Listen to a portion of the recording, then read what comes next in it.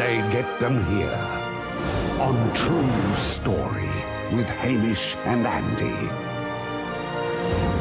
Good evening once again, and welcome to True Story, the show that brings to life the best true stories you've never heard. Now, all we know about tonight's storyteller is that they'd probably rather not be in the chair, but they've come forward very bravely, and we thank them for it.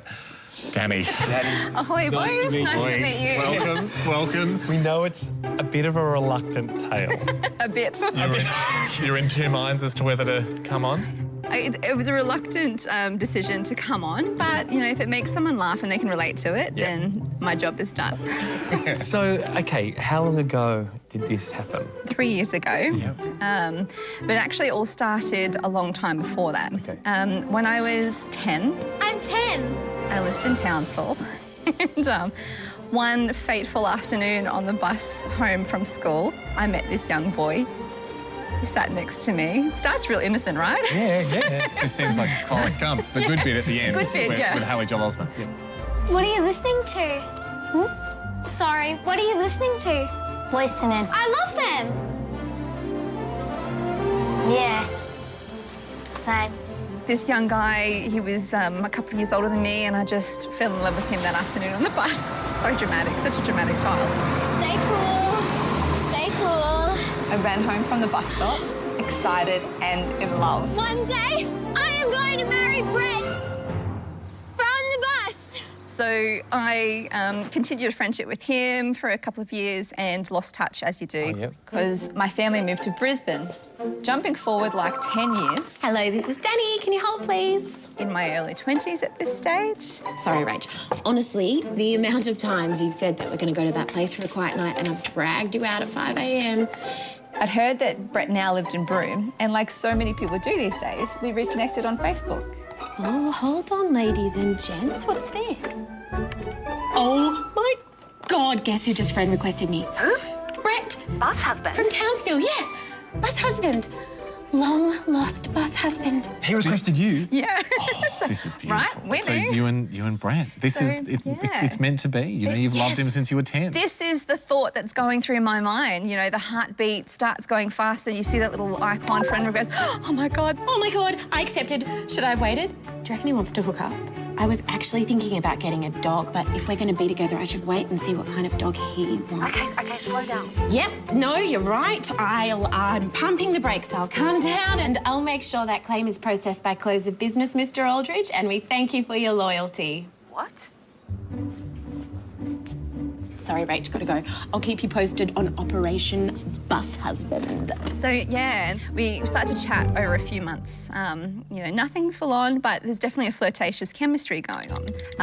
And I'm newly single, so I'm enjoying this, whatever it is. Yeah, totally. Meanwhile, in the back of my head, I'm planning our wedding and what we're going to name our children. Sorry, I miss you. Just got out of shower. Still in towel. Oh, my God.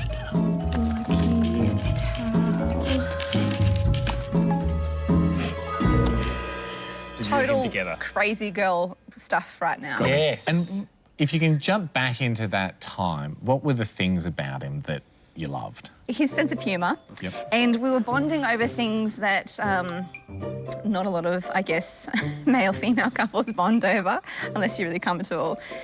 So we had a joke. I was telling him about how I used to do this thing called Danny versus food. So, you know, bragging. One time I had, really ladylike, one time I've eaten 2 foot-long subs. And he was just, instead of being repulsed, he's like, oh, this girl's a keeper. Yeah, OK, good. Yeah. So because he's a minor and great sense of humour, very down to earth. So we were messaging to and fro every day, and then we decided, look, we need to have a get-together and have a romantic, step it up a notch. So, you know how we've been talking about how it might be nice to actually meet up in person? Oh, Danny girl. I like where this is going. How many months are we up to now? Oh, we would probably be texting 4 months. So we're really wanting some physical contact. Yeah. Well, I've organised for us a romantic weekend in Margaret River. No way! I mean, romantic is maybe too much, sorry. I just meant that it's very... Hey, I'm happy with romantic. Really? Well, that's a relief. Now, want to watch me eat a McCain's pizza in under a minute? Oh, shit, yes, I do. And were you both flying to Western Australia for We this? were flying to meet each other there. So I am planning the entire trip down to the finest detail. I've organised my flights, I've done a list and completely gone crazy, girl, Yep. with my luggage. What am I going to wear in each day? Kept it really quite full on. That should cover it. So I'm ticking everything off and about 2 days prior to getting on the plane, I've realised I've forgotten something, and this is something that you wouldn't put on a list. Oh. Oh, shit. I haven't gone to the bathroom in a couple of days because I've been so preoccupied, and I'm so nervous that this is Brett. This is the Brett of my life. Yes. My body went to shut down being so nervous. We're talking out the back. We're talking back door. back. Okay. We're talking. Haven't taken the bins out for a while. Yeah, the bins are overloaded. Gee, someone's going to take these bins out. This is crazy. So the day of travelling, I go to the airport and I still haven't gone to the bathroom yet. This is a final call for all passengers flying to Perth. On a 1 to 10 anxiety scale, I'm on an 11.5 right now. I wasn't joking. This seriously is the final call for all passengers flying to Perth. All I knew was that Brett was going to be waiting for me at the other end of this flight, and if I didn't do something about it, this weekend would be a complete disaster. Stay tuned. True Story continues next. We return to find Danny in her own private hell at 20,000 feet. Having organised the ultimate romantic getaway with childhood sweetheart Brett, I'm happy with she still hasn't addressed her #1 pressing issue, or more accurately, #2. Are you feeling uncomfortable? Oh, I am feeling so uncomfortable, and I'm thinking this is going to be a serious medical issue if I don't address it. But weirdly, I just don't feel like going. And then I hear over the announcement. Ladies and gentlemen, please take your seats for landing into Perth. Oh, no! I've got less than 20 minutes. I can't believe I have let the entire plane flight and I haven't addressed this issue. So I promptly look at my watch. The seatbelt sign's not turned on yet. I can see that bathroom, that toilet little light, it is vacant, and I jump up. This is so happening. I am headed, and I am about 2 feet away from this beautiful light.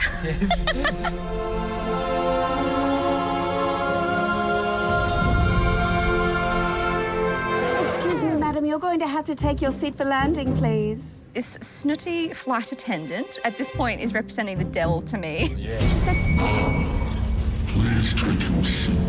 I would love to take a seat. I would love There's to. one seat I'd love to throne if possible. Yeah, please. I will sit down. Just let me do it in there. Yeah. So she was very insistent that you need to take your seat. We are about to land. Look, I really need that toilet. Well, I really need you to take your seat. We're about to land. But I'm going to do the S word in my pants. Well, I really need you to do the other S word. Sit. Is Brett meeting you at the gate? Yes, his flight got in half an hour before mine. Okay. as This is your scheduled. last. This is your final toilet And I window. am so abundantly aware of it. So the flight attendant promptly seated me. Stay. And it's almost like she knew if she had turned around, I was going to go in. Cabin crew, please take your seats for our arrival into Perth. Whether you're here for business, a holiday, or falling into the arms of a loved one, we'll have you there in a moment. So we land and the butterflies are turning. Unfortunately, it wasn't the right no, kind. There's not enough room in there for them to fly. The butterflies are trying to fly in there. They're trying. They're suffocating. So I think to myself, if I could just be the first one to get off, he won't be waiting for me. So I will just pop to the bathroom really quickly, sort it out, and have a great weekend. Got this plan. So I make a run for it, and I manage to get off the plane first, and I see the toilet. There she is. Brett! He's waiting just outside as I walk out. And he was standing there so lovely, and immediately my entire body just freezes. So good to see you, babe. Finally. And I've completely fumbled this entire greeting. Yeah. Do you need to do anything right now? Like, I don't know, looking at any shops or... Nope. But if we want to beat peak hour, we better get a wriggle on. Yay! But it's that funny feeling. I know what you're saying is when you like someone, I don't know why, but both sides pretend that they don't go to the toilet. Like You pretend. You pretend. And I'm not going to say anything to him, so we get up to go to the car, and we've got a 2.5-hour drive from Perth to Margaret River. How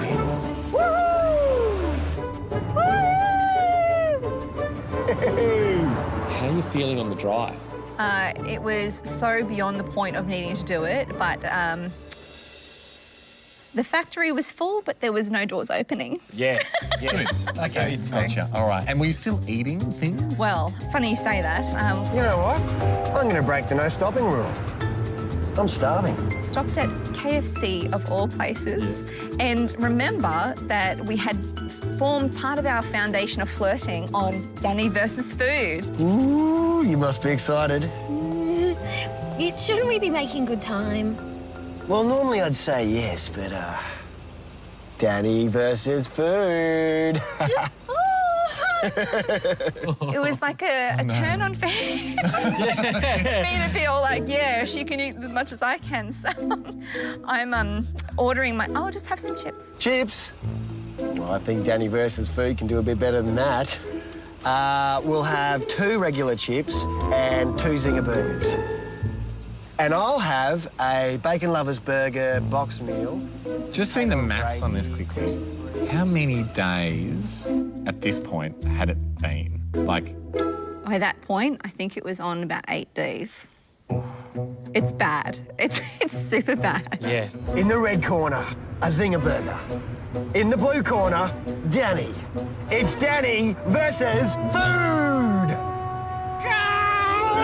Yeah, get it, Danny! Yeah, give that Zinger a stinger! I thought you might be hungry. So you get to Margaret River. So we're driving through Margaret River, and I know that that's it. There will be no more stops, and it's just going to be me, Brett, and my secret package arriving at this tiny cottage. And I'm like, how the hell am I going to sneak away and sort this? Stay tuned. True Story continues next. We return to find Danny on a romantic weekend with her childhood sweetheart, Brett. But while this seems exciting, Danny was so nervous in the lead-up that she failed to go to the loo for a whole 8 days, turning this into an uncomfortable weekend from hell. So, like someone's stranded on an island, you're in a remote place. What happened next? So we get to this beautiful cottage. Oh, geez, look at this place, will ya? It's got a fireplace, it's got a spa bath. It is everything that you want it to be, except I'm not focusing on that. How good's this bathroom? Yes. It's pretty swanky. Oh, do you think there's, maybe another bathroom? 2 bathrooms? In a place this size? Why would you need it? Because I've been holding on to a poo for 8 days, and that toilet is literally metres away from where you'll be the entire weekend. Danny? Why would you need it? Oh, yeah, you're right. Why would you need it? So you've got no other options except using the cabin loo? Yes. Right. Yeah. So I popped back a few wines, and we'd ordered pizza for dinner. And my theory was, if I can get him full with food and drunk enough to pass out, I will have the time and quiet I need to do what I need to do. Yeah. You're pretty much trying to drug him so you can...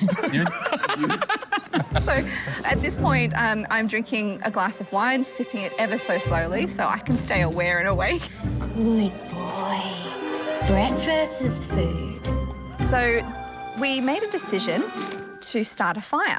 Good. Get him warm. Yes, get him cozy. Yeah. So I continue with my plan to get him drunk and full. Glass of wine? Oh. Whoa. We organised to, which is a bit saucy, to pull one of the mattresses out from one of the rooms and put them in front of the fire and sleep there. How nice is this fire, huh? And is the pain increasing? It's ridiculous. At this point, it's one of the only things I can focus on. Yeah. I can't look at him romantically or think about anything other than you need to sleep now and I need to do what I need to do. Okay, so what time did it get to when you're like, OK, I've nearly got him enough food and wine? It was about 9 o'clock, 9 p.m. I'm wide awake and just dying. The fire's still going. There's no more wine left, but Brett's fallen asleep. He has passed out. He has passed out. Well done. But And how do you check that, though? I'm not sure how much of a deep sleeper he is. This is the first time I've shared a bed with him. Are you testing him to see if he's... Yeah, so I'm just pulling his arm off and I think I just need to test this a little bit more.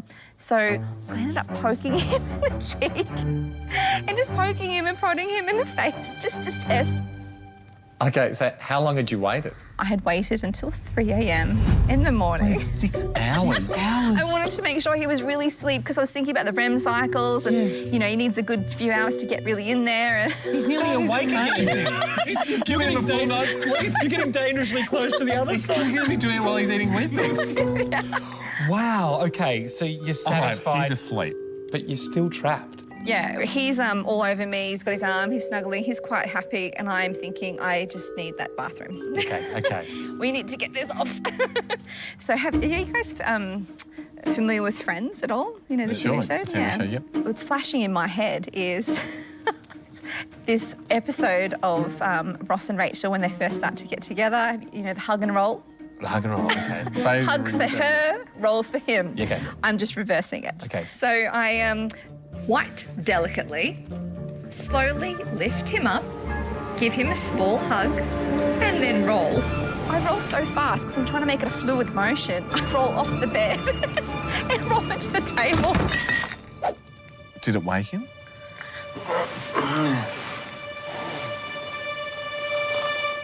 It didn't.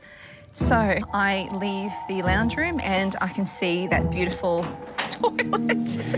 Like, what a beautiful sight. Hey, you. At that moment, I could have sworn I was in heaven. But what happened next was probably more like hell. True Story continues next. We return to True Story to find Danny moments away from heavenly freedom. Hey, you. But with her future bus husband asleep just meters away, she must be very careful not to awaken sleeping Bretty. Okay, you get into the room. So I finally get in, I close the door. Let's do this. I don't even turn the light on because I'm so afraid that might, you know, wake him up. So you're trying to do this in the dark? I'm trying to do this in the dark. Why increase the degree of difficulty? I am not, I've gone this far, I'm not going to let him know I'm out now. So I'm sitting there and I'm sorry for describing all this, but it's just not coming. Come on, get out. Get out. But I've decided I'm going to make this happen. I'm struggling so much. My face gets tingly. I start to lose my vision. I ended up passing out. Because of the force, because of the pressure. Pushing that hard? Yeah, I passed out cold. Did that even happen? It can, and I don't know how long I'm out for. It must have been, I don't know, maybe 20 seconds or something. And so is it enough to wake him? Well, I am passed out, and... Probably, and not in the position... Oh, my God. Knickers down to the ankles. If we're going to talk about this, let's just talk about it, how it actually was. So I'm in the dark. I have my knickers down to my ankles. I've got a sore head from hitting it, and I hear footsteps. This is what woke me up. This is what made me come to. Knock, knock, knock. You all right? And then I hear the worst sound, the sound of a door opening. Whoa, Daddy girl. Don't look at me. You okay? Get out, please, get out. Yep, all right. And I'm like, I'm fine, I'm just a little bit sick. Oh, that's no good. Well, you look great. Yep, sure. Thank you. Still a bit of pizza if you'd like. He stood outside the door for a few seconds. Oh, are you sure you want me to, hang around for you? No, no. Just go back to sleep.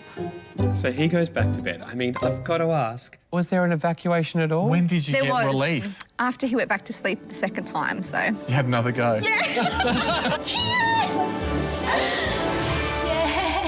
And he just slept through the whole thing. He didn't know. To this day, and if he watches this, I hope he's got a sense of humour about it.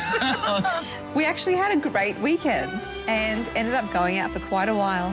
Danny, great storytellers get the audience they so richly deserve. They get them here on True Story with Hamish and Andy. Good evening and welcome to True Story, the show that brings to life the best true stories you've never heard. But Haim and I aren't responsible for finding the stories. Oh, no, God, no. We're too lazy for one thing. However, we also want to make sure we hear it for the first time tonight, along with you guys. So, without any further ado, let's hear from Jack. How are you, mate? Hey, Jack. Good. How are you going? Nice to meet you. Thank you for coming in. Jack, is this an old story or is this a relatively new story? So it's like a year and a bit old. That's new. Okay. So fairly fresh, yeah. Now, are you central to the story? I am fairly central to the story, yeah. Would you say you're a hero in the story or...? Hero to some, villain to others, probably. Okay, right, real double life. Yeah. Original Batman. Depends who you ask, yeah. Okay, whereabouts does this tale begin? So it kind of all starts on my gap year in England. Wow, England. So I'd never been there before, but I'd seen Mary Poppins as a kid and wanted to go. Hello. This your first visit to jolly old England, young Master Jack? That's right. Hope you have a pippin' good time, sir. Thank you. I hope so too.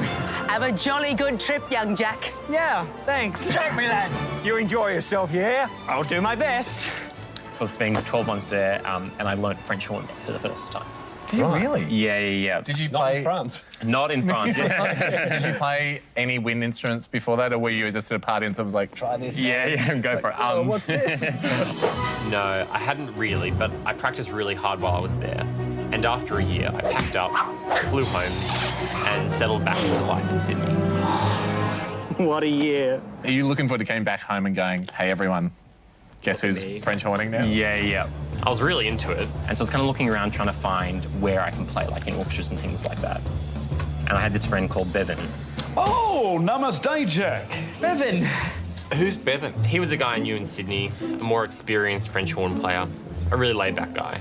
So good to see you again. Oh, I see you horn now. And he was like, dude, I have this orchestra I'm playing in. Like, it's a really good orchestra. There's a really famous conductor. So we're playing at this really amazing old concert hall. You should so come and play, man. I'm like, Hey, oh, sweet. Jack, you have really different friends to us. Yeah. I mean, I get those offers a lot, but I'm usually pretty busy. And my timpanis are so hard to travel with. And that's really my specialty. But is there many French horn positions going, or is it a pretty niche market? It's like on the scale of kind of like probability of getting a slot. Yeah. Is it hard? hard? I feel like it's probably hard, but then, when I found out what actually role I had, so in this orchestra, I found out that I was actually the role of this thing called the bumper, if that makes sense. No. So that's not where they roll the ball down and it stops the ball going in the gutter. That's the bumpers I'm used to. So what is a bumper? So I would be on stage, kind of in the middle of the whole orchestra, but kind of a bit away from the other French horns. And I'm kind of like the assistant to the first French horn. So that's Bevan. Bevan, yeah. So the piece is like an hour and a half long, and what would happen is during the concert, when the first French horn would get a bit tired, this is Bevan, or kind of can't really be bothered, he'd kind of give me a bit of a look, and I'd play a note.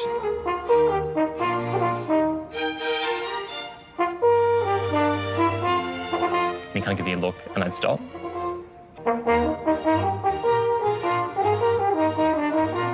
So you're a breather. You're a pinch horn. Exactly. So you just come in as a relief horner. Exactly. So in probably an hour and a half concert, I'd probably play 9 notes. Is this a thing? Yeah, a legit thing, I promise you. A bumper. So he just calls you in for long notes. Like anything super tricky you're not playing? Not tricky and not even long notes. Often it's just like a bop, And right. That's it. But, Why does he even have you there? Like, it seems like it's a real luxury. Do any other instruments have no other substitutes? instruments have it. No other instruments. Just the French horn? Just the French horn. So what's this music crowd like? Johnny reckons augmented fourths and diminished fifths are the same thing, which, you know, could be So they're all true. kind of mates because they've kind of been like rehearsing for like months together, and I'm just kind of in the last rehearsal being like, hey guys, and they're like, Who are you? Oh, I'm Jack. Okay. The bumper. Oh, right. The bumper. Yep. Anyway, I can't believe Johnny ignores his semitones. So you are really a second-class citizen in the eyes of the orchestra. It's like the lowest of the low. But I didn't really notice so I was like, yeah, sweet dude. So let's go back to your relationship with Bevan. He was like really supportive. You know, man, great job bumping at rehearsal today. I think you're really going to dig this gig tomorrow. I can't thank you enough for this opportunity, Bevan. Seriously, it's so exciting. Well, if you need to clean your suit, I can hook you up with one of my favourite organic dry cleaners. My suit? You do have a suit, don't you? Yeah! It was at that point that I realised I definitely needed to get a suit. Looking for a suit, are we, love? Oh, yes. Yes, please. Special occasion, is it? Actually, I'm playing my first big music concert tomorrow night. Oh. Here's the bumper. Music concert? In that case, you want this. Wow. So I bought like a tailored, really fancy suit, like it was a black tie concert. Yes. So I was like pretty excited. I love it. And the lady in the shop was like, It's perfect. It's a beautiful suit. But be careful. If you do take this suit, you must promise me that you will hang the suit up. Hang it up? It needs to be crinkle-free. So promise me. Sure, I promise. You must hang it up. and so I was like, okay, yeah, I have to really make sure that I hang the suit up. Okay. At all times. Or there will be terrible, terrible consequences. And there are no refunds. So I had my suit, but little did I know Jack Stevens. that suit was going to cause me a lot of problems. Stay tuned. True Story continues next. We return to True Story to find Jack the Bumper about to make his orchestral debut. But his brand new suit has come with rather specific instructions. Hang the suit up. Okay, whereabouts is the concert? Yeah, so we were playing this amazing, grand like concert hall, really good orchestra, and so we were told on the day of the concert to arrive, like at say 2:15 in the afternoon, for a rehearsal, like a dress rehearsal before the concert.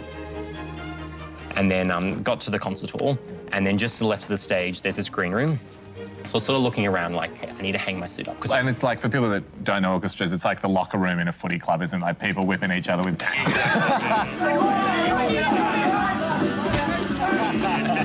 Very much the atmosphere, you know, yeah, stealing each other's reeds. Sorry, just... nothing.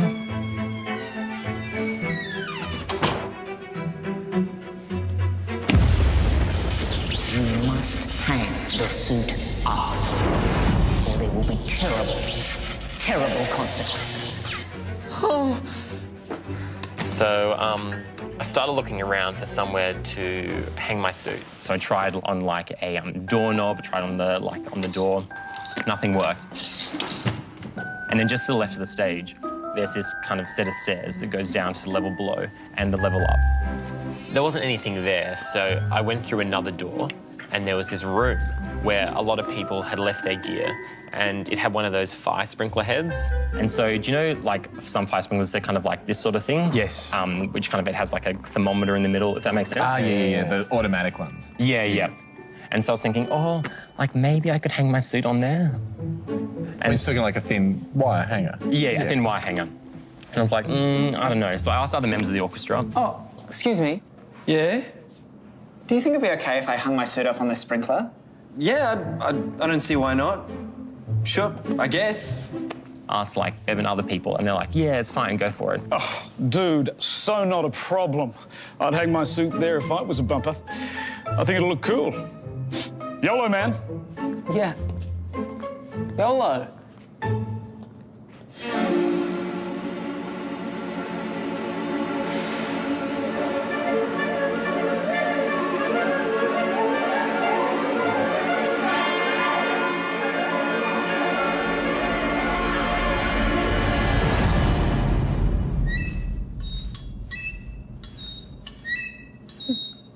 Hung my suit on there, like happy days. Nothing happened. So I was like, okay, this is sweet. Rehearsal's in 1 minute, everybody, 1 minute. So I had the rehearsal, played my 9 notes.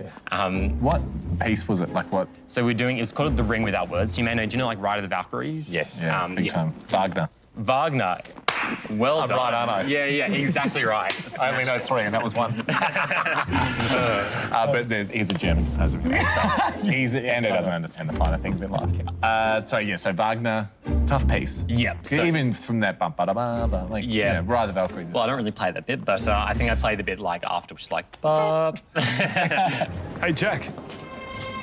That bop was spot on. Thanks, Bevan. Bop me. Nice. So we went to dinner, came back, and then I wasn't in the first half of the concert, only the second half of the concert. So I was kind of just chilling with my other kind of horn mates on the side. Oh my gosh. There are so many people. Yeah, it's a pretty big night. So cool. Let's get horny. Because we're in the horn section. Yeah, totally. I get it. And this is before the whole concert started? Before the whole concert started. So people are kind of coming in, people kind of warming up. Sold out audience, so tickets were like 80 to 100 bucks a ticket, 800 people in the audience. The whole orchestra was on the stage. The only people off stage are myself, 3 other horns, the concert manager, and the conductor, who was really famous.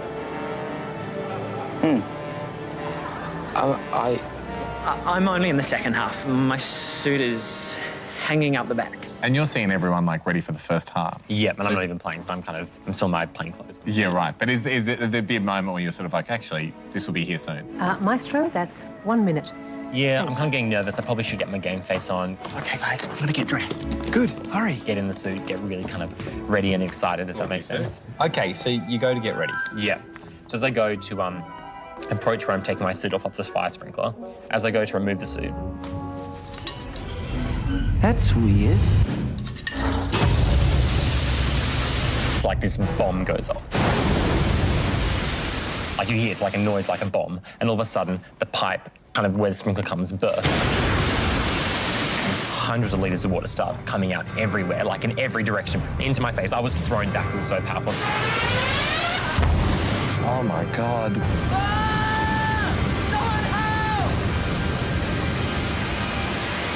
But the thing is, it wasn't just water, it was mixed with fire retardant. Crazy. And just gushing through the whole... Covering everywhere, like completely everywhere. What is this?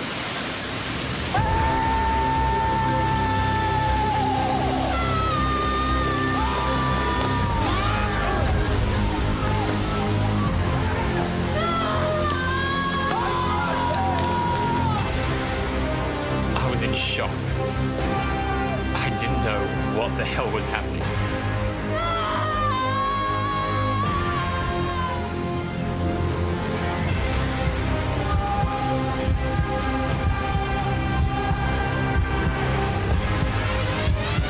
What do we do?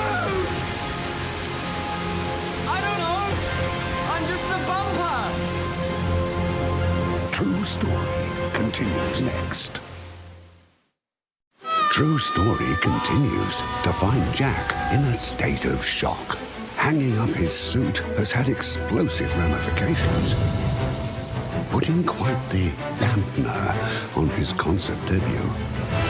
So, from on stage, could they hear that boom? Yep, so I had friends who, they just had this kind of bomb go off, and all of a sudden they just hear what's kind of like a waterfall. Whoa, what's that? Probably a waterfall. Most of it was going to the level below. It was covering handbags filled to the brim with water. Like, I've never seen so much water in my life. So there's a good amount of... Like, there was so much water, particularly downstairs, but even then, the level we were on was covered in water. So we are desperately trying to contain the water. Oh my gosh. And then all of a sudden I look over and there's a grand piano with the lid taken off. No way. And so this is probably like $500,000 plus value, this grand piano, getting covered with hundreds of litres of water. And I'm like, Oh my gosh! oh my gosh. Oh my gosh! And so me and a friend, another horn maid, we like quickly move this piano as quickly as possible. And you know how kind of like people react to kind of shocking situations differently, if that makes sense? So one friend, he was kind of looking around and he starts kind of like laughing. Are you laughing? And I'm looking, what are you laughing for? Like, Are you crazy? Why the hell are you laughing? Shock! No. Fear! No, shock! Shock and fear! yeah. So, were you getting help? Yep, so people had come by that stage. After like kind of 5 minutes, people started arriving. People using like music stands to like push the water out.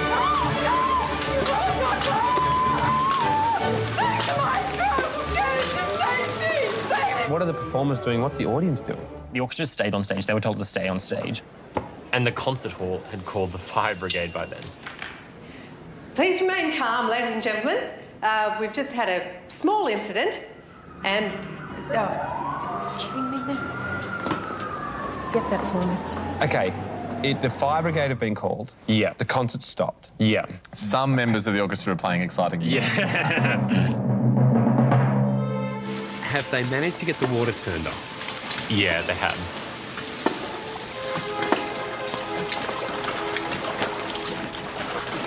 So where are you at this point?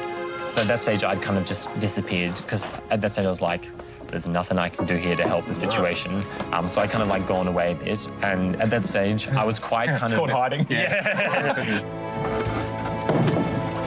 There is something I can do to avoid blame, which is called disappear. Yeah. So then about half an hour later, I came back.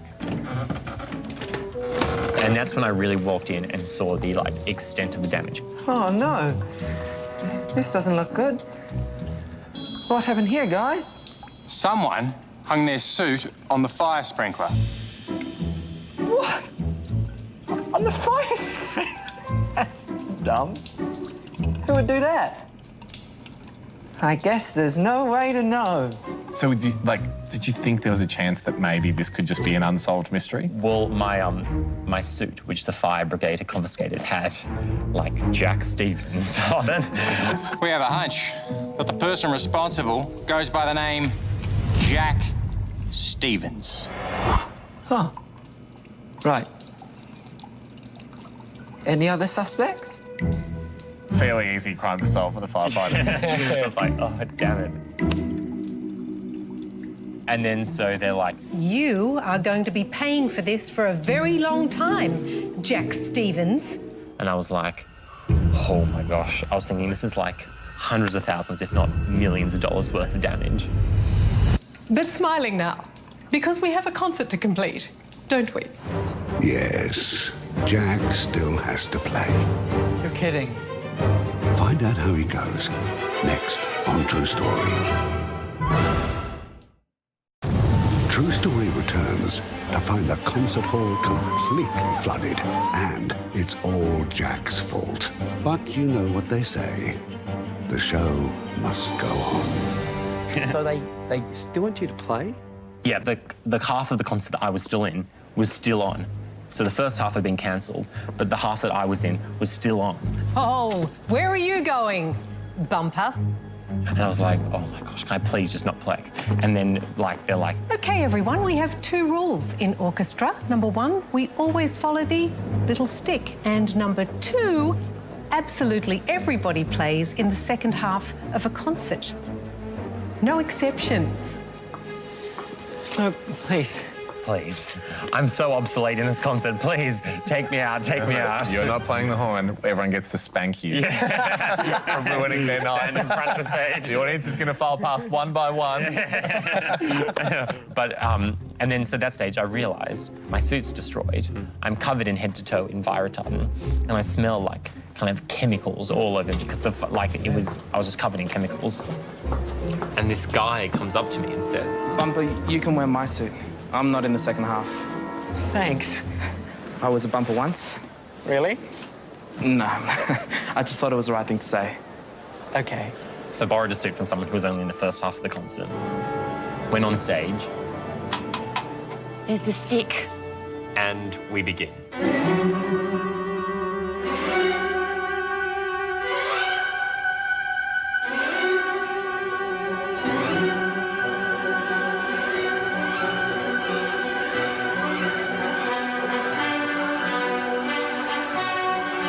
I think I literally missed all 9 notes that I was playing.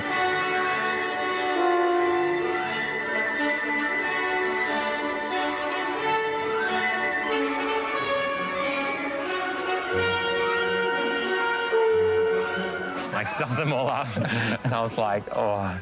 Because, yeah, I had to concentrate, and I was just like, I had this, like, glazed look on my face, just kind of looking around, not sure what to do. Yeah.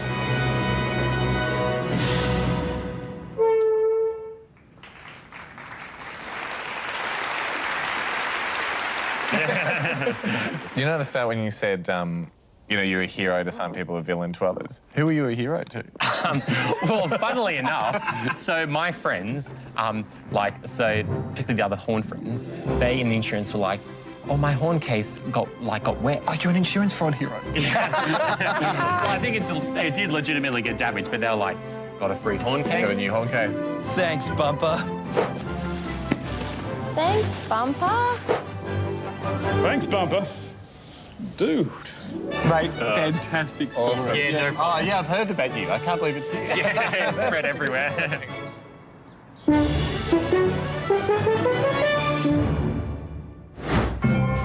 When True Story returns... This is true, I'm not making it up. 5 more courageous new storytellers. 5 more amazing new worlds.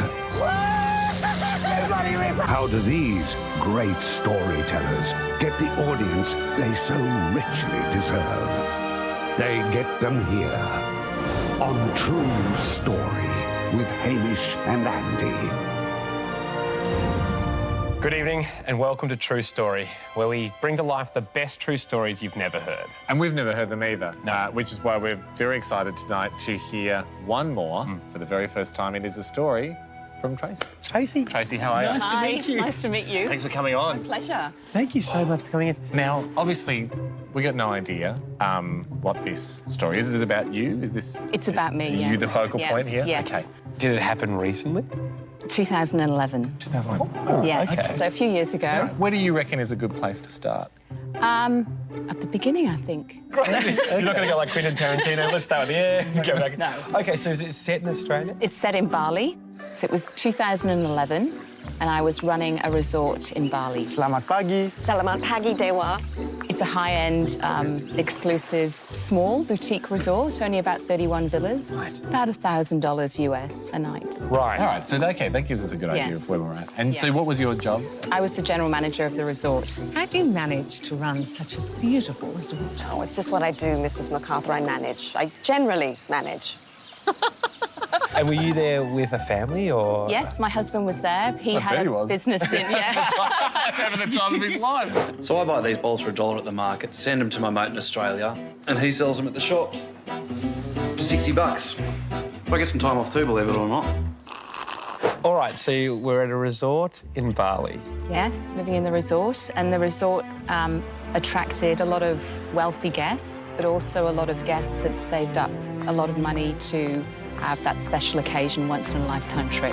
Can you believe this place? Stop! I want to do a video of the lobby for Kathy. And Kathy, this is the lobby area. It is so big you can hold a football match in here. Tailgating and all.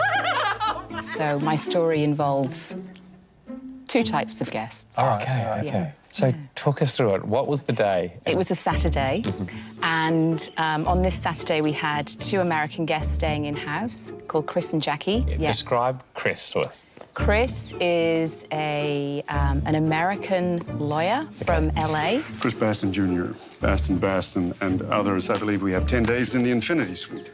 And about how old? Mid-50s, salt and pepper hair, yeah. Jackie was this beautiful, glamorous lady from LA. And here is my beautiful, glamorous lady from LA. What are the better guests? Are you better off, are nicer guests the ones that are wealthy because, you know, they're used to thing, or someone that's gone, we could have gone away for a month, but we've blown the whole family's budget on one night? The problem with wealthy guests is that their homes are beautiful and their expectations are a lot higher. I love the statue. We are very proud to have one of only 4 originals ever made. Oh, great. I think I actually have the other 3 in one of my houses in California. They're very nice. Yes. With those once-in-a-lifetime guests, they're blown away. Yep. You know, Every little thing is every incredible. little thing is amazing. Jerry, they give you 2 towels. 2 towels, Jerry, 2 each. Plus beach towels. Give the camera. I'm going to do a video for Kathy about the towels. So Chris and Jackie, they were going to have their wedding with us the following day. This will be perfect. Exactly what we had in mind. Could we move the archway a touch closer to the pond? Of course. And they'd both been married before, so it was going to be a small wedding, just the 2 of them. This will be perfect. Exactly what we had in mind. Could the table be a touch closer to the center? Of course. So on this Saturday, so getting married on the Sunday, Chris called and he wanted to meet with the food and beverage manager to discuss the menu. For our wedding dinner tomorrow night, can you send someone up? Of course. I'll send Agus up right away. Yeah. I'm going to kill our lobster guy. Agus, could you go see Chris in room 31? I will kill our lobster guy later. So half an hour later, I was standing in the lobby and Agus walks back down carrying 2 bottles of wine. Okay. And I said, what are they for, Agus? They're for the wedding tomorrow. I got the feeling from Chris they're pretty special. We'll put them somewhere safe and make sure you hand over all the details to your team because you've got the day off tomorrow. Of course I will. Of course you will. Of course you will. Sorry, but I really think you will. So then the story moves forward to the day of the wedding. Okay. So it was a Sunday, and every morning in my office, I would meet with all the department heads and we would discuss what was going to happen that day. And Agus is not there. Agus is not there. Agus is not here. Agus is not here. OK, roll call complete. Let's start with the flowers for the wedding this afternoon. So we're in the morning briefing, going around the table, and we get to Dewa, who's the assistant food and beverage manager. And I said, and Dewa, you've got the wine for tonight? What wine, Ibu? Hold on. So why is he calling you Ibu? Oh, so in Bali, sorry, I should have said that. The Balinese call the ladies Ibu and guys Bapak. Okay, yeah, beautiful. And it's out of respect. Anyway, so he said... What wine, Ibu? Agus was given 2 special bottles of wine for the wedding. He should have handed them over. Don't worry, they'll be in the office. I'm not worried. Good. I'm not worried either. Any worry from you at this point? A little bit. Okay. It was... You seem pretty calm about it. You know, they'll be in the office. There was a little bit. Yeah. So 5 minutes later, Dewa came back into my office carrying an empty bottle of wine. And he said... Good news, Ibu. And I said, what do you mean, good news, Ibu? And he said... I mean, bad news, Ibu. We served this to the wrong room last night. Sorry, it's a bad news. Yes, that's bad news. So I asked Dewa... Do you think we can get another one of those bottles easily? No, Ibu. What do you mean? I mean, yes, Ibu, of course. This wine, yes. Chris and Jackie bought it with them, or they... From the States. They bought it... OK, so this wasn't one they had chosen from the hotel's stash? No. OK, that's different. OK. So I asked Dewa, said, give me the wine, I'd like to have a look at it. And I still remember looking at it thinking, it looks really old, and it's French, and it's expensive. Don't worry, Dewa, we'll just replace it. I mean, somewhere on the island they will have this wine. Good news then, Ibu. Hopefully. Yeah. So I called our wine supplier, Simone, an Aussie girl living in Jakarta, and I said, Semi, you have to help me. I need a particular wine today. Sure, hon. What is it? OK, it's a Domaine Romani Conti. No, it can't be. No, yeah, it is. I'm looking at it right now. Domaine Romani Conti. What year? 1990. Sam, you there? You need to sit down. Sitting. That wine costs about $25,000.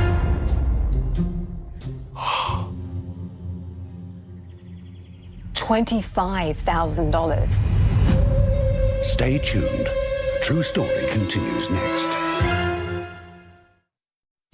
We return to find Tracy and Barley organising a wedding. There's one big problem, though. Her staff have served the wedding couple's bottle of wine to the wrong guests. A wine worth $25,000. So per bottle? Per bottle. So $25,000 wine. Okay. So in the wine industry, it's a very well-known wine. So this is like going, I need an original painting. It's Yes. the Mona Lisa. Yeah. Can you get it to the hotel this afternoon? So I said to Simone, OK. You don't happen to know anyone in Bali with one, do you? Trace, I don't even know someone in France with one. But I'll put it to my network around the world to try and find one. OK, thanks. Bye. Tell me where your friends are! I'm actually still here, Trace. Oh, okay. Thanks, Simi. Thanks. Bye, lovely. Bye. Bye. So while this is happening and I'm freaking out, the phone rings and it's reception. Yes? You have to come to the lobby. Some American guests are here and they would like to make a complaint and see the general manager. Which American guests? We're waiting. The louder ones. Oh, fantastic. See you soon. She said that is fantastic and she will see you soon. Fantastic? So I went up to the lobby, met with another American couple. And it was the wife, and she said, look, we've had a wonderful stay. This was our anniversary, and we saved up to come here, and it was topped up by a very special anniversary dinner last night. Great. But here's the thing. Well, we never drink wine. Despite this holiday, we're not too fancy. But last night, we thought, heck, it's our special anniversary dinner. Why not? The house red is included in our stay, right? And the staff said, yes, it's all included, no problem at all. It's included in the dinner. So, we got the house red at dinner, but we've been charged $30 for the wine, which should be included. At check-in, they definitely did say it was included. We don't mean to make a fuss, but we both definitely remember. Included. So I inspect the bill, and I'm looking at the room number 30, and I know that Chris and Jackie are in room number 31. Right. So I'm starting to think, did they drink the wine? So I asked her... Sorry, just take me back. What exactly happened after you ordered the wine? Sure. Now, he was gone for some time, and he came back to the table to show us the bottle. And we said, yeah, that's fine. Heck, we don't know nothing about wine. He could have been showing us dressed up Kool-Aid. But we did know it was included. And then she said he did the strangest thing. He went off into the corner and poured the wine into a glass container. So a decanter, but she had no idea what it was. Poured the whole lot, too. We just wanted a glass. So he poured us our glasses and put the jug back. And, well, it was nice. Yes, nice. But then he kept coming back to refill our glasses, and we said, no, we just wanted a glass. He doesn't start. Look! That's amazing! So that's when I realised that they had drunk the $25,000 wine. Do you mind me asking, how was your bottle of house red? Yeah, nice, I guess. But hey, if we knew it was going to cost us $30, we wouldn't have had it. Yes. I'll remove the charges. What? Who picked up the bottle and went, this is the house red? Our wait staff just got the guests mixed up. Betul, tamu kamar 30 nage anggur bara yo kau ngai pesta. Lumania asal li Amerika. Tahu li Amerika mo. Ini botol ni. Ye nga bejo gomennya lo Amerika. Ma, asal li Amerika mo. This is for the wedding dinner for room 31. Yeah. And they were having their anniversary dinner and it was room 30. Kengkennya lah karda dene ya, amar raga ngebang pasangan tu house red. Amat latih mo aja kamu. Mu tamu Right. It was... Yes. The handover was wrong. So there's still one bottle of wine on the loose, though. That was a Chateau Yquem. Yeah. I doubt it would have been a dud one. Which was that was $5,000. So right. So you did drink that second. That one you can drink from the bottle. It's a chaser. That's nothing. OK, so you have to tell the couple what happened. So now the other American, they've gone. Yes. And I had to go back to my office. But what am I going to do? Is there any part of you going, could I fill it up with something else? Yeah. Cork it? Totally. Is that crossing your mind? That's exactly went through my mind. So I sat there, and this is not the sort of thing I would normally do, but I was strongly considering $25,000 worth of wine fraud. Surely they wouldn't be able to tell the difference. Stay tuned. True Story continues next. True Story returns to find our leading lady with a crisis of conscience. A $25,000 bottle of wine has been accidentally served to the wrong guests, leaving Tracy to consider a wine switcheroo. So what? Get one bottle and pour it into another? And then, yeah. And then go, we've prepared it. We prepared it earlier. So I started to think, could I do that? Could I buy the most expensive Pinot on the island, because it was a Burgundy, and just pour it into the original bottle? Oh, Lordy. And then take it over to Chris and Jackie's table and serve it up. Here we go, guys. One lovely bottle of 1990 Domaine Romani Conti, of which I've just removed the cork to let it breathe. I'm sorry if you wanted to see me do that, but it's your wedding ceremony, not an opening ceremony. To the bride and groom. Very good, Ibu. Did you tell anyone else? Did you ask anyone else's opinion? Did you ring your husband? I called my husband, Stu, and he was a member of the wine club in Bali, where all his mates used to meet once a month. Hey, babe, what's up? Hi, hon. Can you believe this? Have you heard of a Domaine Romani Conti? Yeah. Because we just served a 1990 to the wrong guest. Whoa. Oh my God. Hang on, I'm with the wine guys now. Guys, Trace just served the 1990 DRC to the wrong guest. A whole bottle. I know. What do they say? Does anyone have any ideas on how to get another one? Oh, no, sorry. I thought you were just telling me so we could have a laugh about it. You're never going to find one of those. The boys love the story, if that helps. After that, I was convinced I was going to have to do the wine switch. So I called my boss and said, this is what's happened. And he's like, oh, my gosh. And he said... Ah, yeah, the old switcheroo. That'll probably work. I mean, what choice do we have now, anyway? OK. But maybe just double-check with a lawyer first, you know, just in case. So I called our lawyer in Singapore. What do you think? Are you kidding? It's absolutely imperative that you tell the truth. Really? Sorry. Exactly what I said. How close were you to going down the idea of... That was very close. Yes. Yeah, were you in the lobby with the other guests going, and what would you say the nose was like a fruity nose? Did it have sort of like a spicy berry? How was the finish? Long finish? I assume it was a long finish. So, Tracy, at what point did you break it to them? It's their wedding day. It's their wedding day. So I called Chris in the room and said, Hey, it's your wedding day. Yes, yes. I know it's bad luck to see the bride on the day, but not the groom, right? I just wondered if I could pop up and wish you good luck in person, and also run through one other thing that we just need to have a little chat about. What thing? Just a thing. More of an in-person thing that I wanted to say. Okay. Tracy, what is it? Right. So you told him? Yeah, I just said, you know that wine, the red wine you gave to Auguste yesterday? Yes, yeah. Well, we served it to the wrong room last night. That quickly? You didn't... Straight off Band-Aid. I thought, what else? You know, I just thought, just got to tell him. There's no framing on this that can make him go, great reasoning. I completely forgive you. And he just went, he never shouted, actually, the whole time. He just was quiet. And he said... Do you have any idea how much that wine is worth? Actually, I do. So what are you gonna do about it? Well, obviously, a huge sorry is in order. Yes. And? And we are going to find that wine for you somewhere in the world and ship it to you.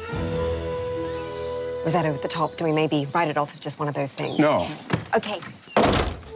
So all of a sudden, I had a new problem. I just promised to track down one of the rarest bottles of wine in the world. And I was also going to have to ask my boss for $25,000 to buy it. Stay tuned. True Story continues next. Tracy has a whole new problem as we return to True Story. She has just promised to find a replacement bottle of one of the rarest wines in the world. And did you find one? We eventually found one in San Francisco in an auction house. Right. For $28,000. Oh, they've done well. US. And you're desperate. Okay. Oh, yeah. Well, actually, that's normally $30,000, but I guess we could get it to you for 28 grand? Great, we have a deal. Oh, you will love it. Really tasty wine. Oh, one moment, please.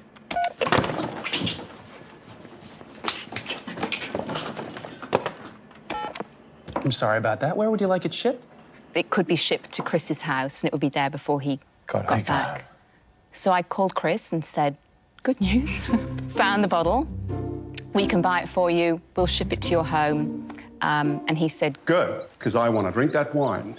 However, we would also be very happy to give you a gift certificate for $25,000 to use within the company here. And we have hundreds of luxury resorts all over the world. Very good, Ibu. Which one did he take? He first of all said, I'll take the wine. And then he said... Actually, Tracy, if I were ever to drink that wine, all I would be thinking about is the mistake that you have made here. I don't think I'd taste anything but total disappointment.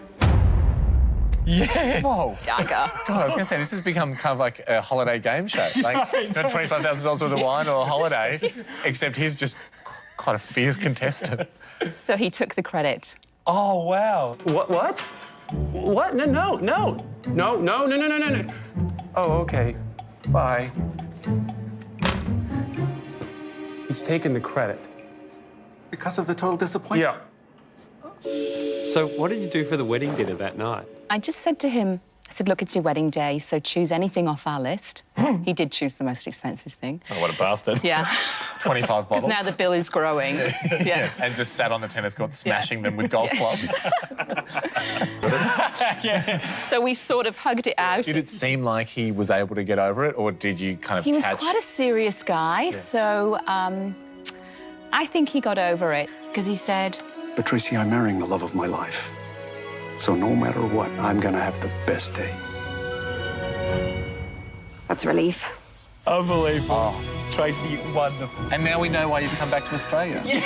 You're on the run. That's right. Wow. Thanks, guys.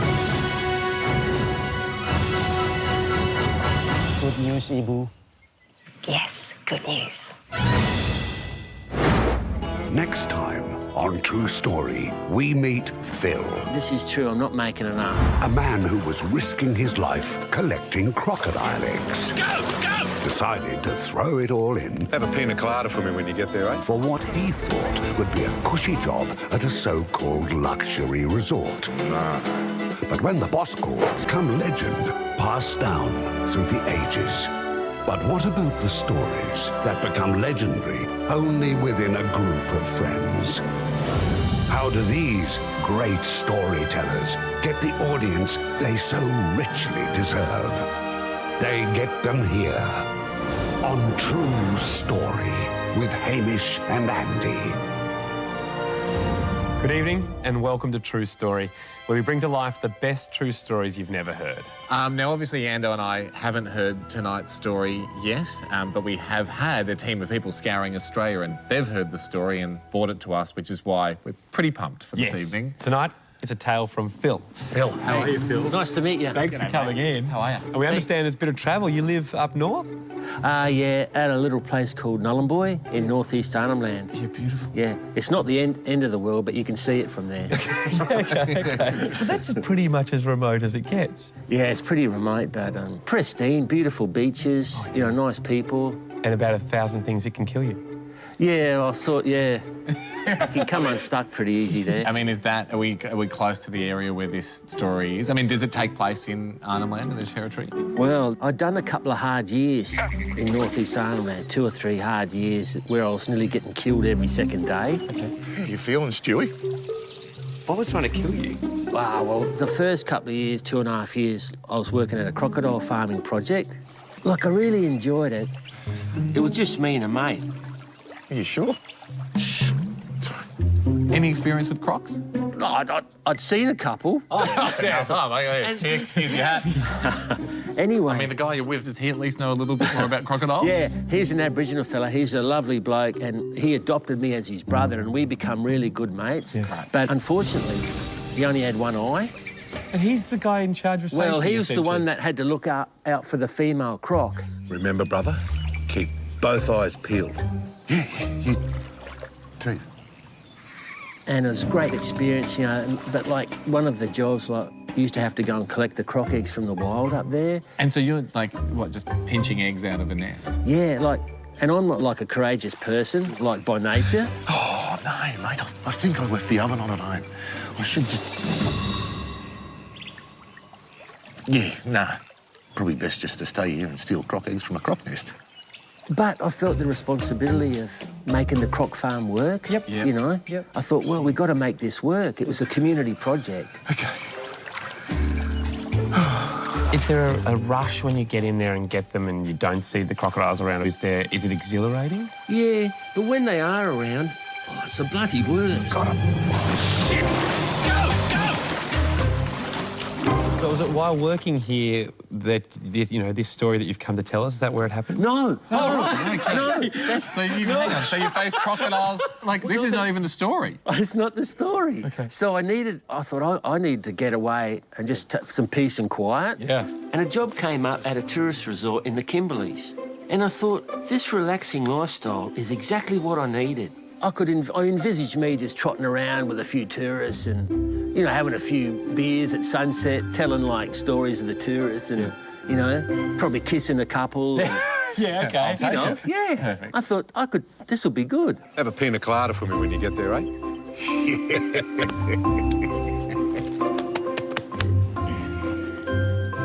Actually, though, you... Yes. So I left Nullarbor. It's about 700k of dirt to get to the bitumen. I'm drinking pina coladas. So then you could head to the Kimberleys. Pina coladas all day long. Kangaroo! And head across to Kununurra, then head on that Gibb River Road. It's a 3-day drive that I was pretty excited about starting this new lifestyle. Anyway, I pulled into the place and I had to double check I'm in the right spot because it looked nothing like it did in the paper.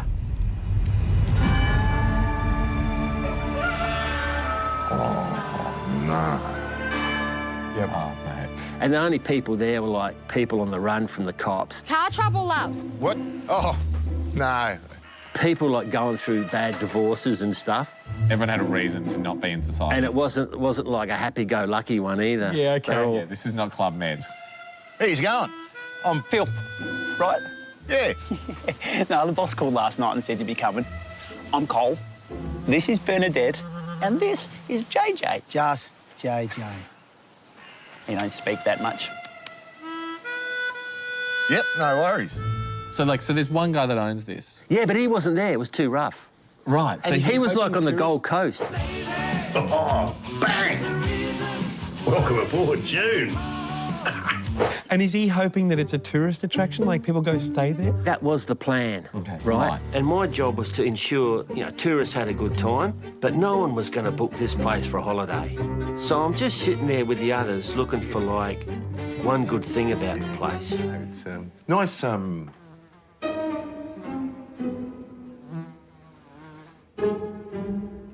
green cupboards. Yeah, they're all right. Yeah, no, they're good cupboards.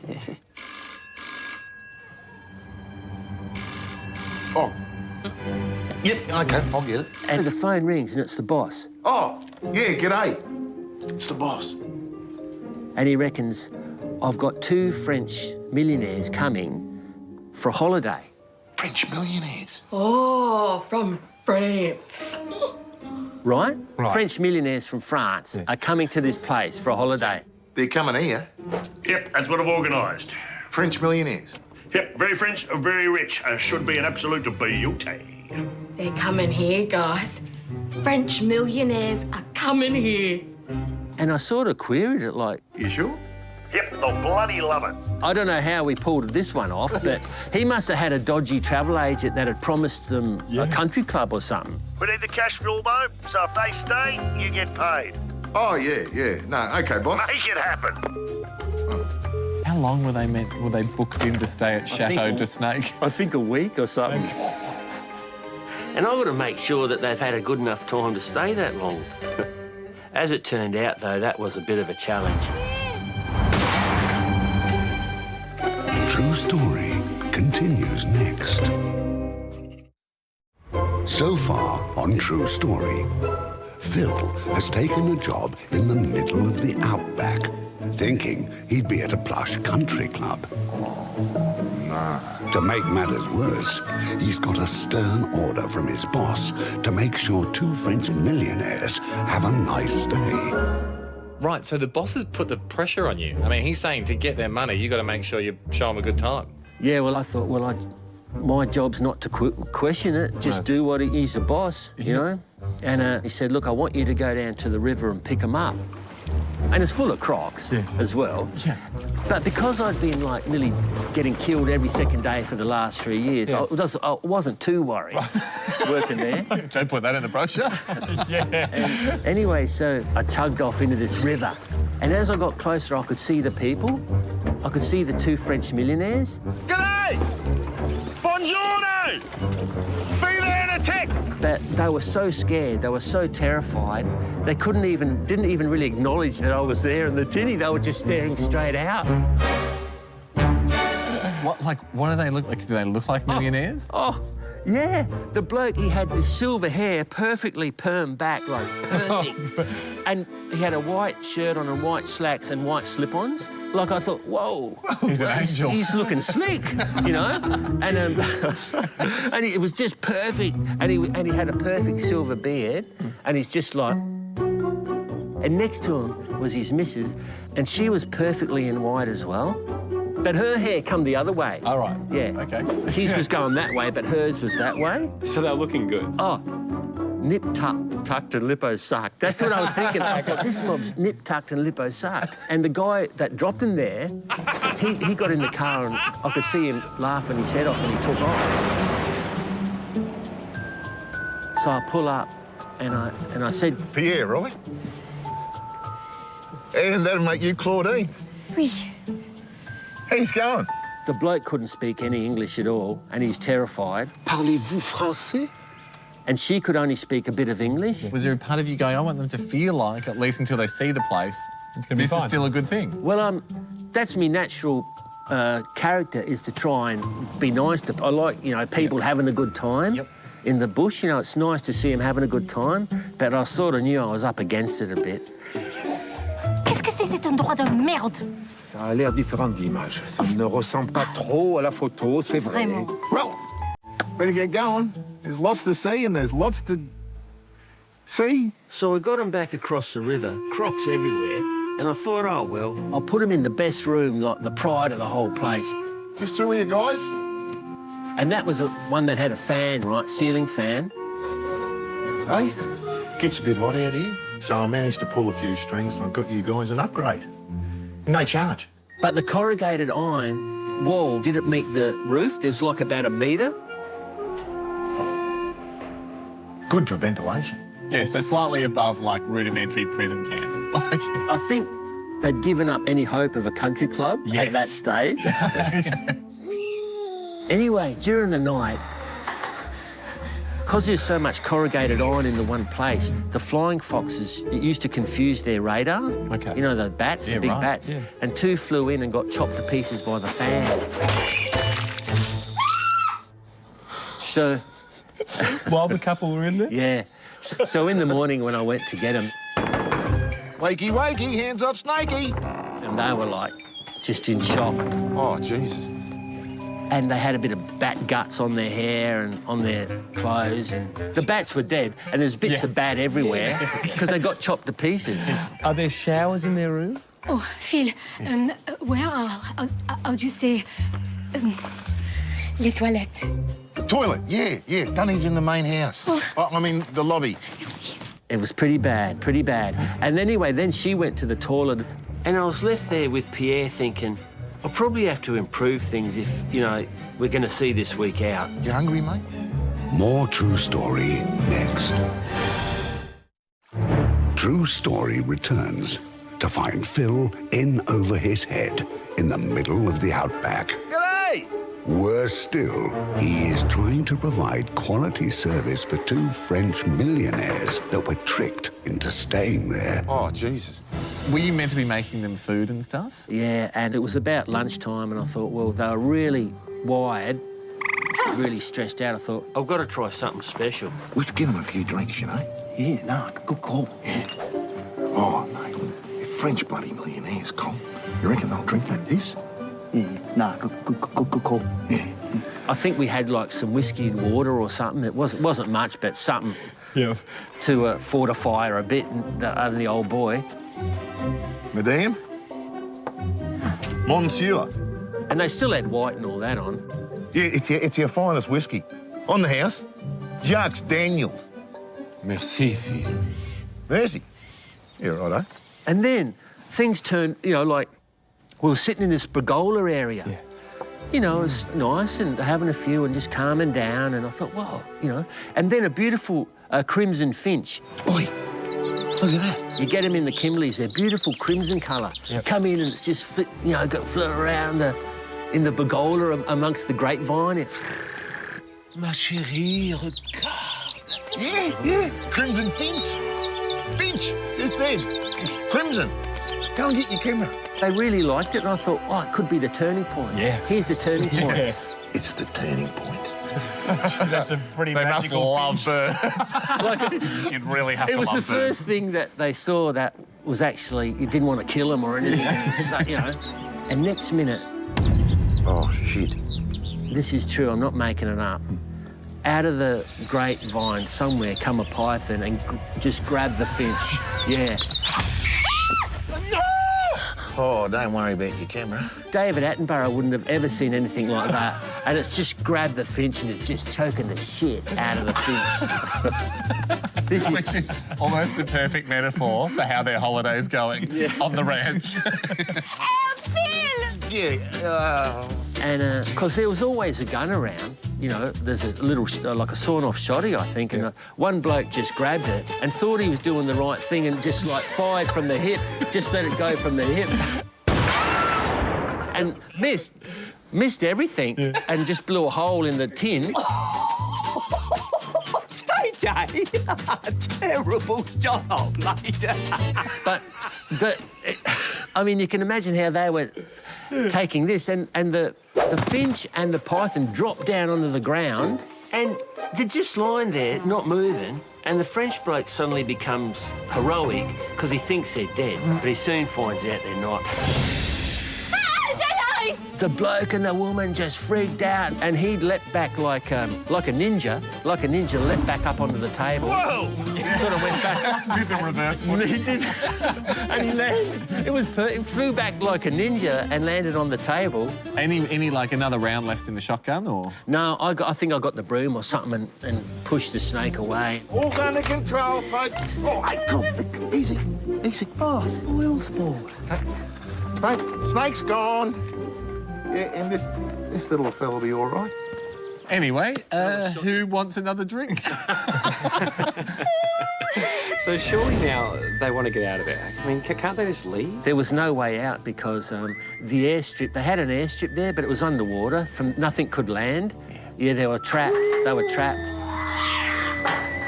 Then the next day, we thought, we've got to try something.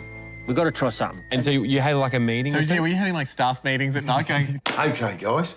I'm just getting a bit of a vibe that Pierre and Claudine's holiday isn't going as well as it could be. Because of the back cuts? Yeah, could be, Cole. Could be.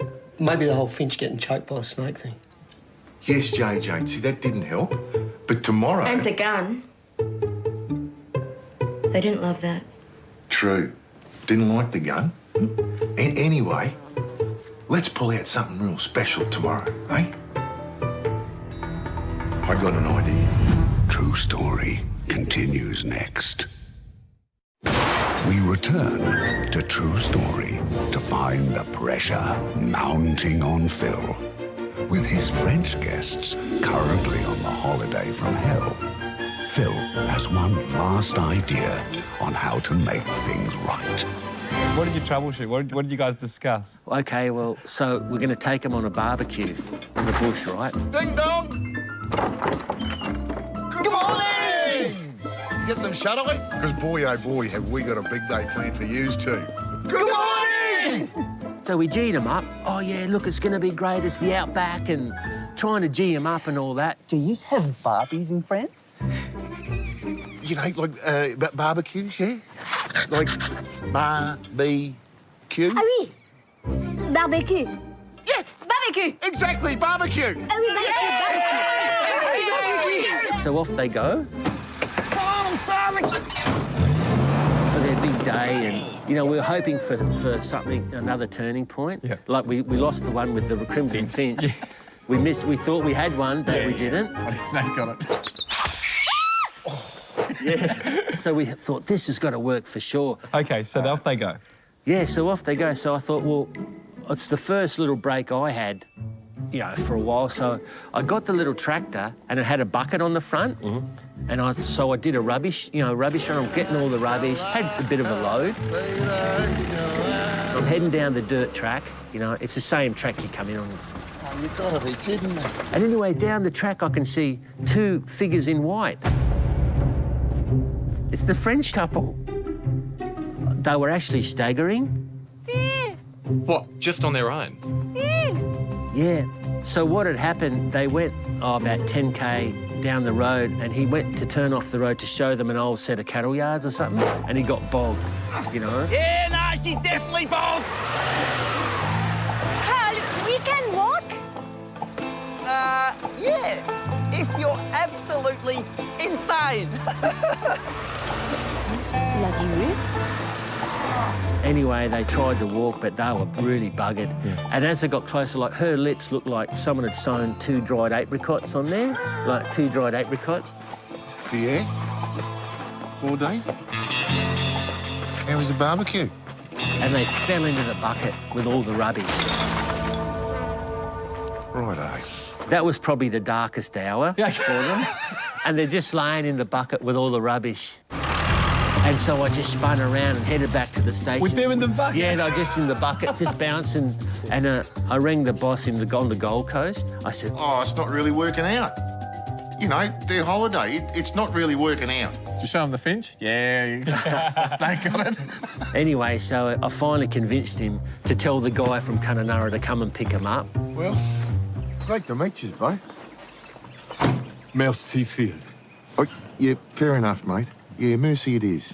They actually wanted me to come with them, like, get away while you can. Come with us. Come to Paris, Phil. Come with us. I'll try and take you with them. Yeah, like escape while you can, while you're on this side of the river. Keep going. That sounds very tempting, Claude. Yogurt and cheese under the Eiffel Tower. Would be nice. Did you think about going? Nah, mate. Thought you'd need a hand fixing that shotgun hole in the roof. Oh, really? Hey. I thought we'd just leave it. Phil, thank you so much for coming in. What a story. They'll never know it, but geez, you did your best to give them a good time in Australia. Yeah. Unfortunately, all that was true. You know, in the end, I reckon they actually had a great time, Phil. No, they didn't, Cole. No, probably.